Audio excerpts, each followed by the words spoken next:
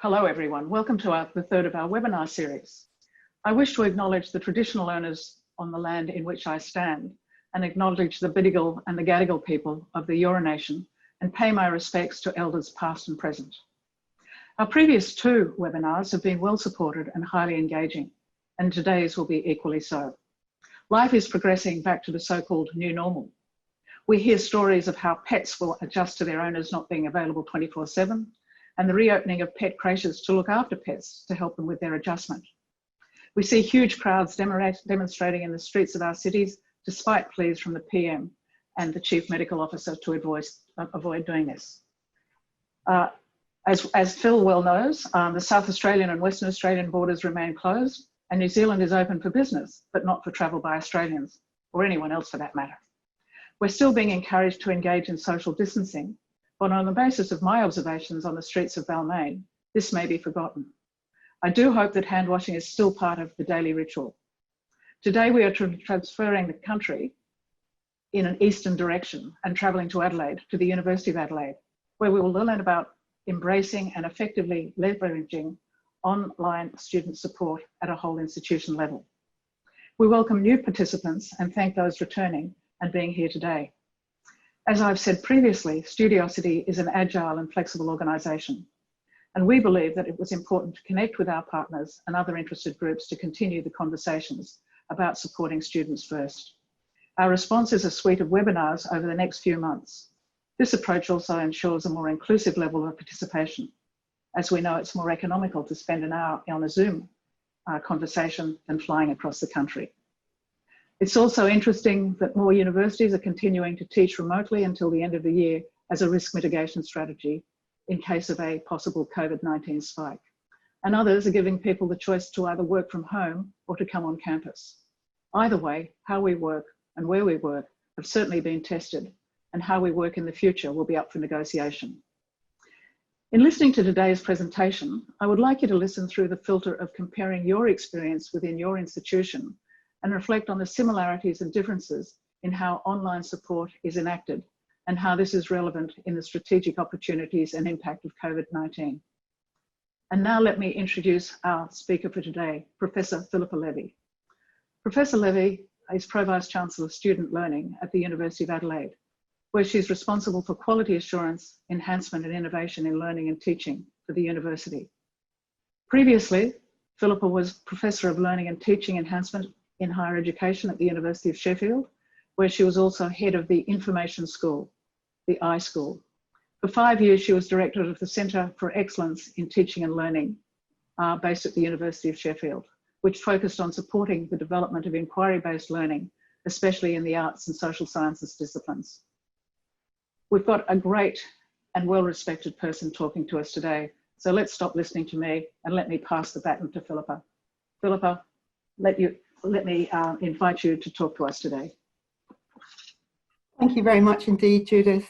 And good morning from Adelaide, everybody. It's a lovely, bright, sunny morning here in Adelaide, and I hope you've got great weather wherever you are. Thank you very warmly to Studiosity for the opportunity to connect today across the HE community and to share aspects of our experience and future planning for student support at Adelaide with colleagues.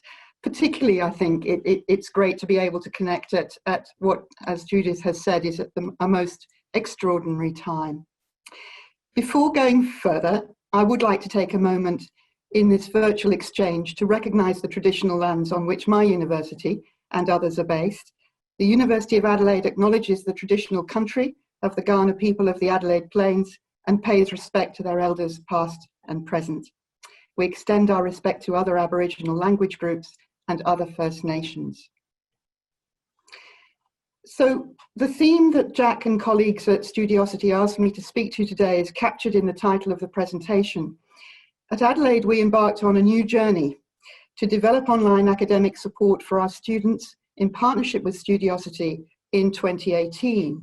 We saw this as an important new plank in our student support strategy, but of course, we never envisaged the circumstances that in 2020 are acting as an accelerator of transformational change in online and flexible delivery.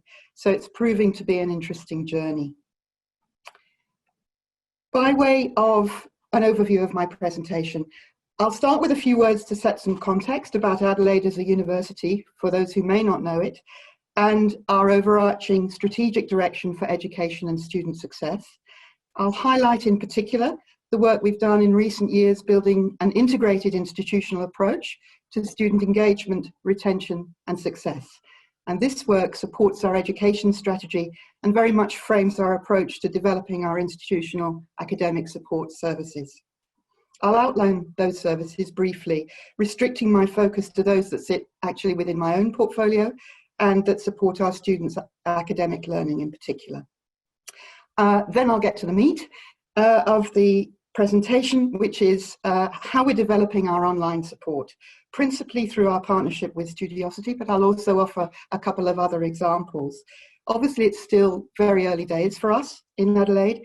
I'll talk about what we've learned from early rollout of Studiosity, and then about how we see the future unrolling. So just a few words about the university then. We are one of Australia's oldest, founded 146 years ago. Today, the institution is a member of the group of 8 research-intensive universities. We have a proud history of and commitment to research and education excellence. This is our staff and students by the numbers. In 2019, we're very much an international community, with students last year, for example, from more than 90 countries. Our largest cohort by far being international students, being our students from China. At the moment, we have 1,300 international students offshore, and around 1,000 of those are in China. We, like other universities, are exploring opportunities potentially to bring some of them back soon, if we can. This is our, what I've called diversity profile for the university, the profile of our student cohorts. You'll see that it's actually quite a traditional profile for a group of 8 university of our kind. You can see that by far the majority of our students are full-time rather than part-time. Our students tend to be school leavers rather than mature learners. Our domestic students are mostly metropolitan, and around 15% of our students are low-SES. But we're changing. And this, I think, is the main point, really, that I want to make in my preliminary words about the university and our strategic direction. We are a university that has a progressive history, but in many ways, we have been conservative in relation to educational delivery and in relation to the student cohorts that we have reached out to. Our current strategic plan sets out the university's fundamental purpose as future making and recognises the need for the institution to change in order that we make our fullest possible contribution to benefit the communities and industries that we serve at a time of tremendous change in the world. And one of the ways that we seek to change is to reach out to a wider, more diverse student cohort than historically we've attracted. And we also know that we need to change our education offer and the way in which we deliver our education. Our aim under future making is to deliver a truly great 21st century education. To achieve that, we know we have to adapt to drivers in the wider environment. I'm not going to run through those. I think everybody listening will be very aware of what those drivers are. The most recent challenge, of course, being the recovery post-pandemic. So we know we need to change in Adelaide to make sure that we really do equip our students with the skills and capabilities that they need to make those transformational impacts in the wider world that are needed in so many areas. We will, of course, maintain the close nexus between education and research. That's fundamental to us. But we're combining that with a new emphasis on strengthening the nexus between education and industry, broadly defined. And to guide our change agenda, we've established 5 key principles. Flexibility, as you can see there, the top one is one of those. and very much, as I say, so that we can better meet the needs of both our current student cohorts and students' learning behaviour and expectations about learning, and the way students embed learning into their broader lives is changing, but also we need flexibility in order to reach out to new cohorts and to meet new needs. So this emphasis on flexibility is reflected in the initiatives that we're taking forward under our strategic plan for a 21st century education. I'm not going to talk through these in any detail, but I did want to set the context for our changing academic support strategy and services.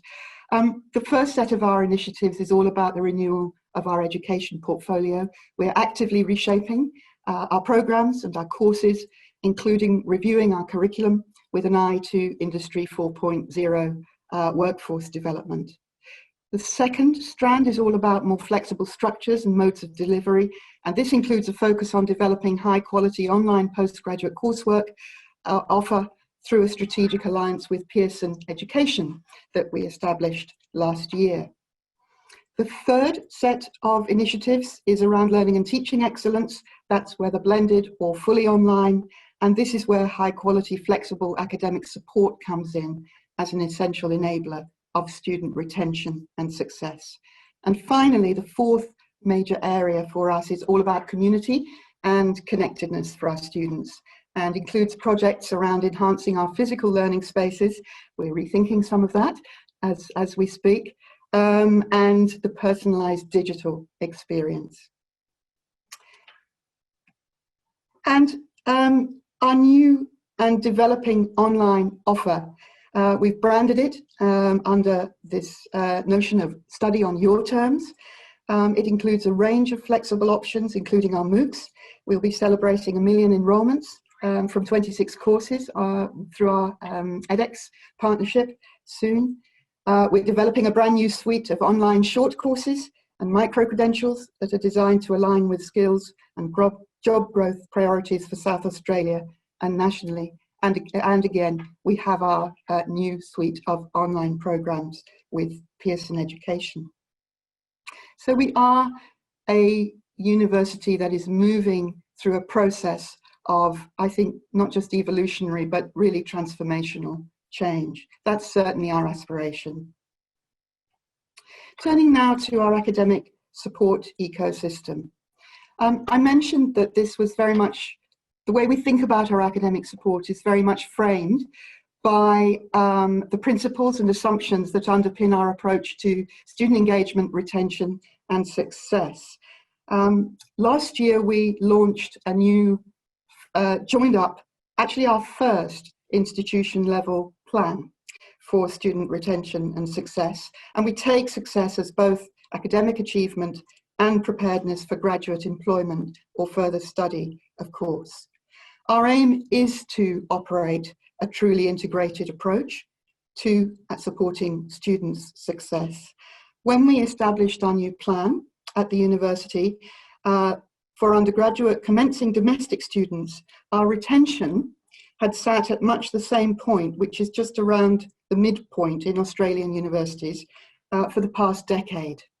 So not very much had changed, despite an awful lot of different initiatives in actually improving our retention rate. We set new targets. We included a whole range of new actions, some already underway, some new, to improve our retention and our success. And our focus on online and flexible is very much part of that picture. You can see some of the key principles and assumptions on this slide of our plan. As I say, I'm not going to talk through them all, and I suspect they chime closely with the same kind of principles that are applied across the sector, because of course we know that these are the things that make the difference to our services, that can make a difference to students. I will say though, before I move on, that it has been incredibly pleasing to see the impact from actions initiated both prior to and under our new plan. We have seen a big jump last year in overall improvement in undergraduate commencing retention. Big jump over the whole of the previous decade, up 2.7% on 2018. Unfortunately, this year isn't comparable, but we see, and of course there are extraordinary things going on impacting on student retention and attrition. But I'm pleased to say that we have seen some resilience, with only a small dip in commencing students, offset by increased retention of continuing domestic students. On the negative side of the scorecard, our overall international undergraduate attrition thus far this year increased substantially, of course, compared with 2019, roughly by about 12%. And in that context, we've been really thinking hard about how we can better support, enhance our support, and really focus some additional support on our international student engagement and retention and success in the current context. And I'll talk a little bit more about that later on, because we've been doing some things online for our international students. So our academic support services, these are the services that sit in my portfolio, the student learning portfolio. I'm going to be focusing especially in the presentation on the Maths Learning Centre, the Writing Centre and Studiosity, because these services are especially closely related and very much at the core of an ecosystem. But just for context, Succeed at Adelaide is an outbound student contact service aimed at commencing students and those at risk of poor academic progress. Among other things, it refers students to support services relevant to their needs. The Maths Learning Centre consists of 2 specialist staff plus casual staff, offering a drop-in centre, in-course activities, online resources for several courses. The Writing Centre has just 1 specialist staff member plus casual staff writing mentors. It provides one-to-one consulting, workshops, resources. So these are our campus-based services. They are relatively small in scale. And then our online academic skills support through Studiosity, complementing those 2 other services.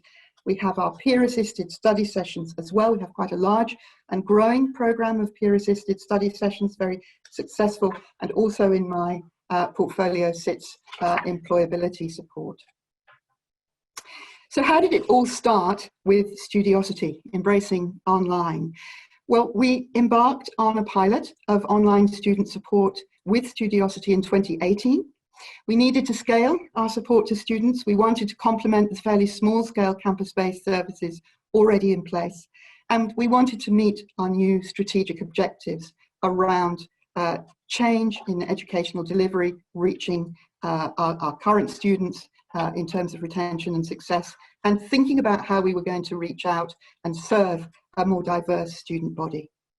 We first piloted 2 Studiosity services in about 30 courses.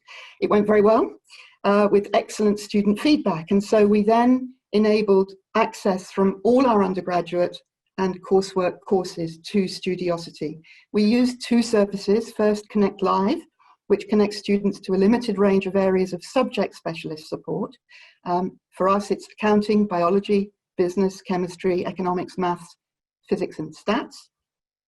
And also academic integrity skills support via live chat. That's Connect Live. The second service, which we offer our students, is the Writing Feedback, which allows students to submit a draft written assessment for feedback, very rapid feedback. From the outset, we envisaged the services as likely to be most useful to students who might spend less time on campus, commencing students dealing with transition, international students needing more support with their written English, and we hoped, of course, that it would support all students in at-risk groups. After the pilot, we rolled it out across all undergraduate courses in 2019, and we embedded a link from all our courses in the LMS, which is the image you can see here on this slide. How did we bring staff on board? We tried, we have taken this process through quite a systematic process of change management, and we've learned a lot on the way. We tried hard to engage academic leaders and staff across the institution from the outset, and we did find that there was certainly work to be done. to explain the nature of the service, the support approach. There was skepticism and there were worries. We needed to be very clear about why we wanted to go online and partner with Studiosity to do so. Our reasons around providing enhanced support for student success, allowing us to do this cost effectively at scale, using experts in online academic support practice, providing a service that would complement what we offered rather than compete, and add new value with the anytime, any place, out of hours aspect, and the really rapid turnaround of feedback. So we promoted the service with roadshows in the faculties. We took every opportunity to express doubts and concerns, for instance, about quality, about evaluation, making sure that that would be carried out, and appropriate in-house governance. And of course, our colleagues had very legitimate perspectives and concerns, and we did put in place appropriate monitoring mechanisms. Our academic support staff didn't feel threatened for too long, I think it's fair to say. They are already small services. There was no sense in which that there was any competition or that those services were going to be replaced by online services. And in fact, we have expanded our on-campus services at the same time as entering into the partnership with Studiosity. It wasn't all plain sailing with our academic staff. We did encounter some very specific opposition from a small number of academic staff in the early phase of rollout of Studiosity in 2019. There were a few staff who actively discouraged students to use Studiosity, fearing that students would use it to cheat or would be given the wrong information and guidance by the Studiosity online tutors. Some staff took the view that the university was undermining the role of academics and queried the quality of what a third party could provide compared with in-house services. So there were a number of issues that were raised that really we could only address by getting going and demonstrating what could be achieved. And really that's what has happened. We reinforced the rationale with our colleagues, we listened to them, we stepped them through what we were aiming to achieve, and we asked them to bear with us and see how it worked. And I must say that the concern doesn't seem to have persisted the more we have been able to demonstrate student engagement with the service and its value to them. I think the major breakthrough with staff acceptance started to occur once we had a significant amount of usage to be able to develop usage reports for each faculty.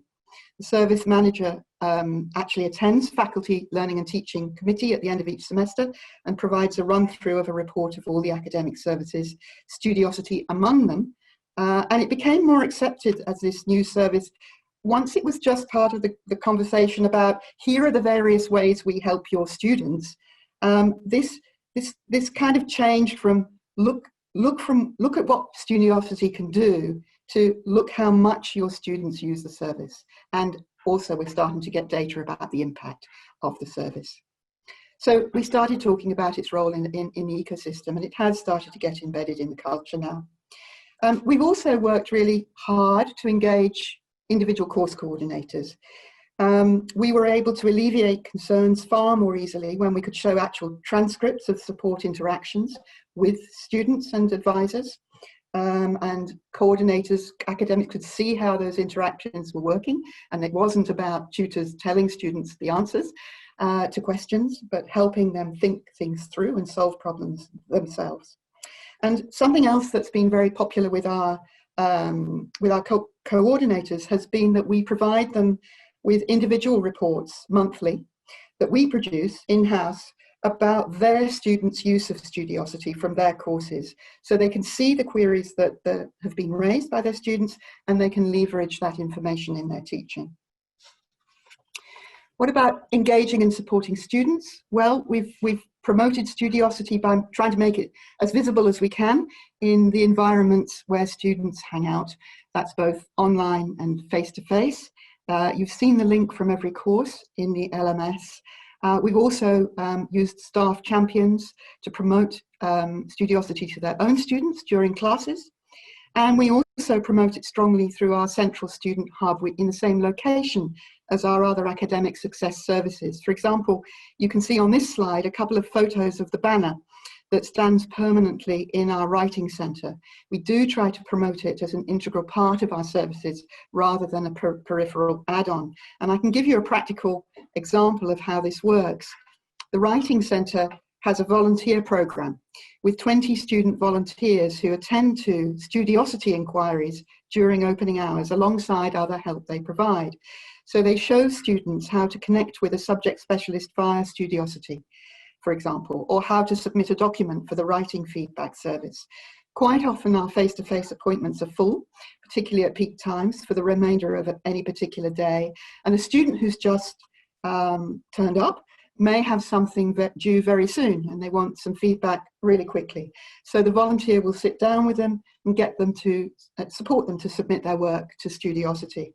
Another way we use Studiosity within our writing centre is when our writing mentors encourage students to bring in their feedback from Studiosity so that they can look at it together and build on it in their own support for the same student. So our academic success staff are actually very positive champions of Studiosity and use it to extend and enhance the service they provide. We evaluated the first full year of rollout of Studiosity, and I want to show you a number of the themes from the feedback that we got through the evaluation. Who were our Studiosity users in 2019? And how did they use the services, first of all? Well, first of all, 6% of our students accessed Studiosity in that year. They were allowed to access up to 10 sessions each, whether that's 5 or 50 minutes long. And in practice, over 50% used just 2 or fewer sessions, 80% used 5 or fewer. So 10 was ample for most students, that ceiling. Writing feedback was much more heavily used than Connect Live. That's perhaps not surprising, given the narrower appeal of this more specialist subject matter focus. So 84% used writing feedback and 16% used Connect Live. Who were they? We found that engagement was higher than the university average in the Faculty of Arts than elsewhere, and lower in the faculties of engineering and professions. Also higher among commencing students, regional and remote students, and students with English as a second language, which was really great to hear. We felt that the service is reaching the students that we wanted it to reach. We also found higher engagement with low-SES students, but engagement with by Indigenous students didn't differ significantly from the overall average. On the other hand, a bit disappointingly, we noted that our part-time students and students with an academic progress risk status showed significantly lower engagement. So the service isn't reaching all students that we'd like it to reach at the moment. Those students who are perhaps less engaged, particularly less engaged for rather differing reasons. On a weekly basis, peak use is midweek, but the services are well used at weekends, especially Sundays. And we've had very good use, not only out of hours, but at all times during the night by some students. Across the year, we see peaks at the most intensive assessment and exam period times. So we wondered whether our Studiosity users were using other services as well. We've been interested to see that across the full year in 2019, Studiosity did reach students who weren't using our other centrally provided services. So only 28% of Studiosity users also used the Writing Centre, 8% were using the Maths Learning Centre, and just 3% used all 3 services. But interestingly, all 3 of those service user groups had the same demographic profile. So there's a different set of students using Studiosity, but the demographic cut is the same, which is quite interesting. What do students think? Our students absolutely love Studiosity. We've been delighted by student response. As you can see from the charts, over 90% reported satisfaction with writing feedback, over 80% with Connect Live. Many students reported increased confidence, capability, sense of their own self-efficacy perhaps. 95% of them overall agreed that the help that they had sought had been delivered, which was fantastic. A lot of students said good things in the open feedback, for example, about convenience and rapid turnaround of advice, but also things like feeling it was easier to ask for help online than face-to-face without embarrassment. And it does seem clear, as I say, that Studiosity is reaching students who are not asking for help in other ways. This is a billion-dollar question. Did Studiosity use result in higher marks and improved GPA grades? Obviously, we're very interested in that question, and we were very pleased to find that overall students who used Studiosity did receive overall higher average course marks than non-users, 74% average mark versus 68%, and they were also more likely to have improved their GPA scores over the previous year than non-users. That's great to see. Of course, we don't assume causality. We have started to explore this issue further using a regression model to adjust for some of the possible confounding factors that we thought would be likely to influence improvement, even after accounting for GPA, so high GPA and high to moderate SES. Studiosity users still had higher marks than non-users by nearly 3 marks, which was interesting. We do treat the results with caution. The model was only able to account for about 25% of the variability in student marks. This suggests that other factors that we weren't able to include are also affecting their grades, like ability and effort and so on. But we do think that there's some good evidence there to support the benefit, the merit of Studiosity. We did gain some feedback from a small student group who participated in a different survey that they themselves perceived a positive connection between using Studiosity and getting better grades.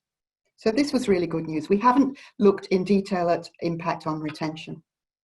So I want to move now in the last few minutes of my presentation to talk about where we're going next. We have moved fully online, of course, in semester 2020, rapidly and as an emergency response to the pandemic of all of our support services. And that's changed the landscape. It's enabled us to learn and experiment with more flexible on-campus services. So what does the picture look like for us at the moment? What we're seeing in terms of Studiosity, we've been very pleased to see levels of engagement with Studiosity grow this year, as shown on this slide. So we're still getting increasing levels of engagement with Studiosity. Comparing with other services, we see that Studiosity has actually been an especially important feature of our support under the COVID-19 circumstances. We've compared its use this year with the use of other services that have gone online. And for the same 3-month period, compared with last year, roughly the same percentage of students access Studiosity as access the Writing Centre and the Maths Learning Centre. But as this chart shows, in the same months this year, a substantially higher percentage of students used Studiosity than the online versions, the new online versions of our existing services. Now, we don't know why that is. It may be that students weren't getting the message that the other services had moved online, or there may be other factors. We do have a lot to investigate and understand around our students' responses to different support services. And we're starting to learn a little bit more about looking at disciplinarity, for example, as one factor that seems to be impacting on different student behaviour. So how are we reinventing? Well, of course, we're reinventing our services in the context of reinventing our delivery and accelerating flexible delivery into semester 2, 2020 and beyond. Just very briefly, Judyth mentioned earlier on the different strategies that universities are adopting at the moment for semester 2. We at Adelaide are committing ourselves and we of course are in a South Australia context in relation to the pandemic scenario. We are committed to bringing back as much face-to-face activity as we can. But we are offering at scale for the first time 3 modes of delivery. So aiming to offer really a flexible offer. The blended mode, which brings back as much face-to-face as possible for onshore students, combining online lectures and online exams with face-to-face activities. Dual mode, we'll offer many courses in both blended mode and fully online to cater for mixed cohorts of onshore and offshore students and to provide choice of mode for our onshore students, and we will deliver some courses in remote mode only. We'll need to pivot to remote mode learning for onshore students if the pandemic circumstances require. Our planning for our new flexible delivery modes is informed by student feedback. Like other universities, we have undertaken some mid-semester evaluation, seeking student feedback of their experience of learning and teaching this semester. And I just wanted to share a little bit of the data from that with you. A very solid majority, about 82%, were positive or neutral about their experience from this survey. As a point of comparison, last year we saw 88% of students reporting overall satisfaction with course quality in our in-house student evaluation of learning and teaching surveys, and around 82% positive undergraduate experience of teaching quality on our Quilt SES. So we're not seeing a vastly different response in terms of experience of quality from usual.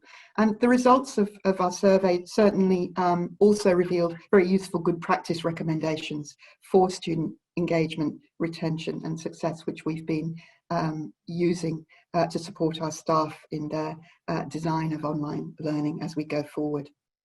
We're also going to be undertaking a similar survey of users of our support services.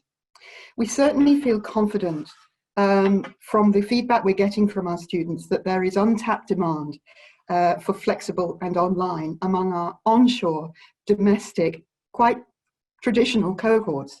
Students told us through the survey how much they value and miss the richness of the campus experience, and they do look forward to returning, that's for sure. However, at the same time, many reported the benefits of online, and they wanted us to retain the best aspects of the experience in the future. We'll certainly be aiming to do just that. And you can see from these quotes, which I won't read through, but I now prefer the online tutorial by far, says one student. Another says, the option to study remotely is incredibly positive for somebody juggling work and family responsibilities. And somebody else says she feels that the attitude of the lecturer has driven her to be, and the pre-recorded tutorials have driven her to be more prepared, so helping her learning, her learning strategies.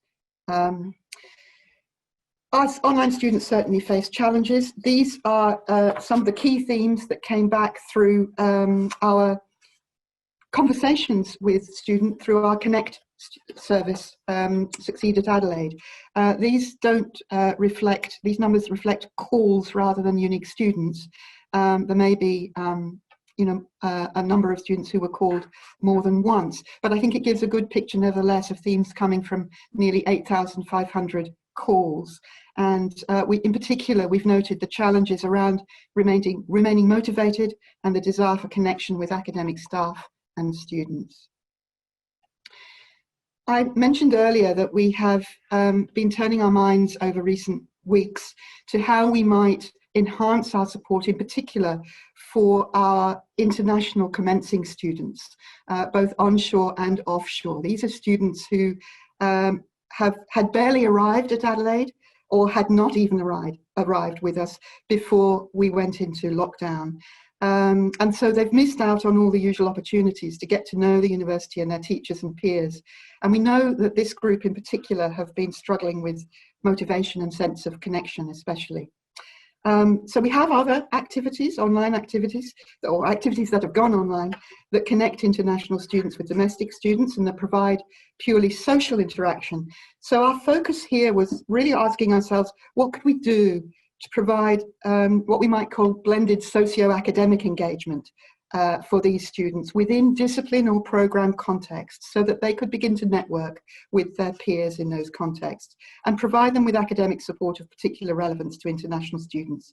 And we put in place an online initiative with a number of strands. I'm just highlighting two of these strands here today. Firstly, one focusing on English language skills. This is opt-in for all commencing international students. It's got 3 streams. One stream is Zoom-based online workshops in discipline and program groupings, giving students the opportunity to develop their social networks across onshore and offshore with their discipline areas. And we'll be offering these in dual mode, in future.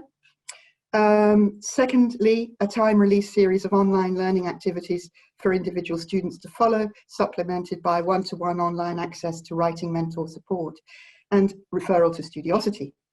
We've been thrilled by the student engagement with these online offerings. Around 80% of eligible students, and that's around 1,300 students registered in the first few days of the launch, and all 140 spaces for the actual face-to-face, the Zoom workshops were booked out within 12 hours. So now our worry is that we're not going to be able to meet all that unmet demand. We're doubling the provision in semester 2, and we will see how that plays out into the future. But clearly, our students are embracing that opportunity for online support. And a further stream in English Assist is rollout of a program that we've been piloting. We're rolling it out fully. It's an additional 1 hour of tutorial time with an English language specialist for selected courses within students' degree programs. And this moves to dual mode in future in terms of our planning. We're also establishing the second main initiative is a new peer mentor success scheme for commencing and international students, again with a strong emphasis on building connection at program and discipline level. It consists of mentoring via Zoom through the first semester of study, pairing commencing students with senior international students in the same program for 30-minute small group, 1 mentor to 3 students, weekly catch-ups. I'm coming almost to the end of my presentation now, stepping away from specific examples of what we've been doing and our thinking. As part of our COVID, or rather out of our COVID response experience, we've developed new principles for student services at university level, and these will guide our planning for the coming semester and beyond. They essentially reaffirm our commitment to flexibility and equity in the way we meet our diverse student needs and preferences, and in particular, they move us away from thinking in terms of COVID response, firmly towards a full embrace of our on your terms model of flexible delivery that meets the varying needs of students who prefer online delivery, but also those who prefer face-to-face, and also those who prefer a mix. I hope I've given a flavour of our experience of online support provision thus far. It is early days for us. To sum up, this is where we're at in terms of direction setting at Adelaide. First and foremost, online and flexible delivery of academic support is here to stay for us. It is already well embedded into our strategy for a 21st century education. It has been accelerated by the current situation. We have a great opportunity now for step change in our transformation of delivery. We're very pleased with the way our partnership with Studiosity is helping us to meet our strategic objectives around student success in this context. We do expect that the at-scale expert online delivery that Studiosity offers will continue to be an embedded part of our academic support ecosystem, and we will be working toward further expanding student and staff engagement with that. We do see it as entirely compatible with the development of more flexibility in our in-house services, and we'll be seeking to ensure that our services in our ecosystem continue to complement each other. We'll also continue to focus on strengthening students' sense of connection and belonging to academic community, especially at discipline and program level. And we expect to use online platforms increasingly as a mechanism to support this. For example, we're very interested in exploring the idea of an enterprise-wide solution for supporting online peer mentoring and perhaps additional academic mentoring online for campus-based as well as remote students. We know that we need to continue with change management. We will do this through leveraging the leadership of our academic champions and students. We will also take opportunities to engage academic staff through our academic practice development program, through the support we provide to staff around learning design, because engagement with academic support, I think, is all part of the learning design piece. And finally, we'll be endeavouring to continue to use data and learning analytics to inform what we do and also to engage our stakeholder groups. We want to build a solid evidence base to guide our decisions and direction, and we're very interested too in the evidence base that's being generated across the sector. That's it for my presentation. Thank you very much for listening, and I'm looking forward to questions. Thank you. Thank you, Philippa. you've taken us on quite a journey.